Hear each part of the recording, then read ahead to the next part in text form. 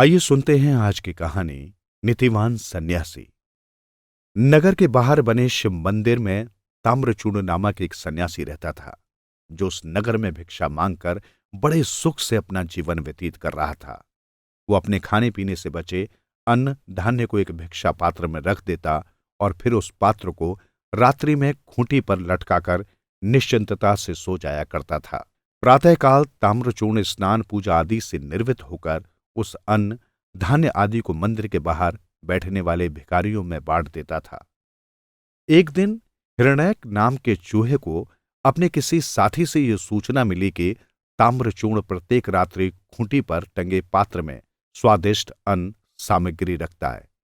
उसे यह भी पता चला कि खूंटी इतनी ऊंची है कि उसके साथी चूहे प्रयत्न करने पर भी वहां तक नहीं पहुंच पाते। अपने साथी की बात सुनकर हिरण्यक उसी समय उसके साथ चल दिया। साथी द्वारा खूंटी पर लटकी हांडी को दिखाए जाने पर उसने एक छलांग में उसे नीचे गिरा दिया और स्वयं परिवार के लोगों तथा अन्य साथियों ने जी भरकर उस स्वादिष्ट भोजन का आनंद लिया। अब ये उनका हर रात का नियम सा बन गया। आखिरकार सन्यासी ताम्रचूर्ण हिरण्यक को डराने और उससे पीछा छुड़ाने के लिए कहीं से एक फटा बांस उठा लाया। वो सोते समय बांस को बजाता रहता और हिरण्यक चोट लगने के भय से बिना कुछ खाए ही भाग जाता। इस तरह रात भर हिरण्यक और सन्यासी में संघर्ष चलता रहता। जैसे ही उसे नींद आती, हिरण्यक हंडिया पर हाथ साफ कर जाता। एक दिन लंबी तीर्थ यात्रा से घर को लौटते उस सन्यासी का एक मित्र ब्रस्तफिक उससे मिलने आया। रात के समय जब दोनों मित्र सोने लगे तो ब्रस्तफिक ताम्रचूर्ण को अपनी तीर्थ यात्रा का विवरण सुनाने लगा। लेकिन तो ब्रस्तफिक ने जब ताम्रचूर्ण को बार बार फटे बांस को धरती पर पटकते देखा तो उसने समझा कि ताम्रचूर्ण उसकी अपेक्षा कर रहा है। वो क्रोधित स्वर में बोला, मित्र, यदि आपको मेरी बात सुनने में रुचि नहीं है तो मैं प्रातः होते ही यहां से चला जाऊंगा। मैं तो अपना घनिष्ठ मित्र मानता था आपको, लेकिन आपके व्यवहार से मुझे बेहद निराशा हुई है। मित्रवर, आप मुझे गलत मत समझिए। एक चूहे ने मुझे कुछ दिनों से परेशान कर रखा है। मैं भिक्षा से प्राप्त खाने पीने की बची सामग्री को एक हांडी में रखकर उसे खूंटी से लटका देता हूं ताकि दूसरे दिन उसे अन्य भिक्षुओं को दे सकूं। समझ में नहीं आता कि कैसे एक चूहा इतनी ऊंची छलांग लगाता है और उस हांडी की सामग्री पर अपना चट कर जाता है। मैं उसे डराने भगाने के लिए ही इस फटे बांस को धरती पर पटकता रहता हूं। ओह, ये बात है। आपको मालूम है उस चूहे का बिल कहां है? निश्चित रूप से तो कुछ कहा नहीं जा सकता, परंतु इतना अवश्य है कि जब भी वो आता है पूरे दल बल के साथ ही आता है। तो फिर चिंता की कोई बात नहीं है। उसके बिल तक पहुंचना कोई कठिन कार्य नहीं है। बस एक कुदाल लाकर रख लें ताकि उसके बिल को खोदने में असुविधा न हो। ब्रस्तफिक ने अपनी योजना बताते हुए कहा। कुदाल को एक ओर रखने का संकेत करते हुए ब्रस्तफिक ने कहा, आप निश्चिंत होकर सो जाइए। सुबह मेरा चमत्कार देखना। प्रातः काल होते ही वो दोनों चूहों के पदचिन्हों का पीछा करते हुए हिरण्यक के बिल तक जा पहुंचे। हिरण्यक तथा अन्य चूहे अवसर पाते ही निकल भागे। उनके भागते ही सन्यासियों ने बिल को खोदकर उसके भीतर छिपे धन को निकाल लिया। उसके बाद ब्रस्तफिक ने ताम्रचूर्ण से कहा, मित्र, अब आप निश्चिंत होकर सोना। ये चूहा अब आपका कुछ नहीं बिगाड़ पाएगा। उसका विचार ठीक था।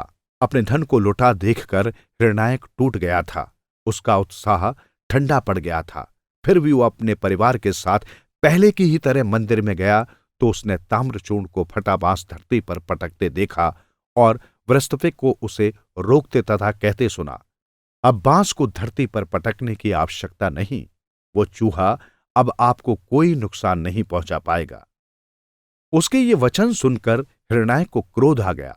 वो अपनी पूरी शक्ति के साथ खूंटे पर कूदा, परंतु वहां तक नहीं पहुंच पाया। उसने कई बार प्रयत्न किया, लेकिन उसकी हर कोशिश व्यर्थ गई।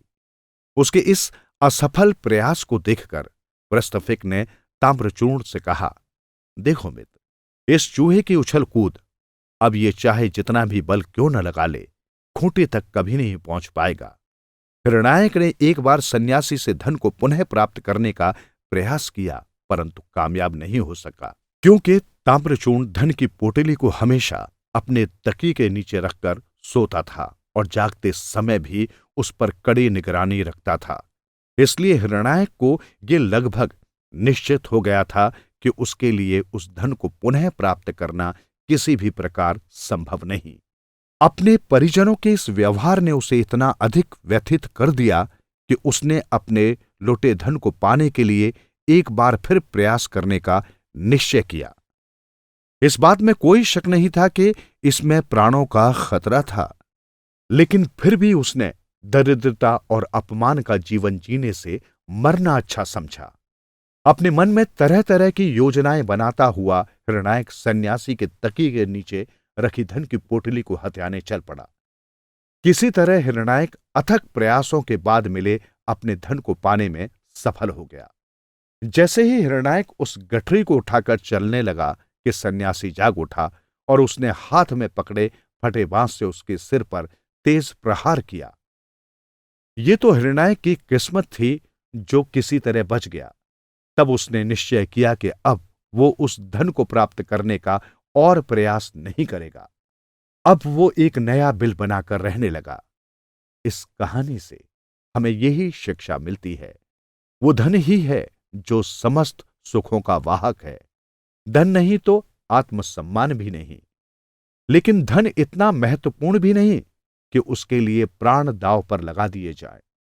जीवन शेष रहेगा तो धन पुनः आ जाएगा। हिरणायक चूहे ने यही किया और गए धन का लोभ छोड़ नए सिरे से जीवन शुरू किया।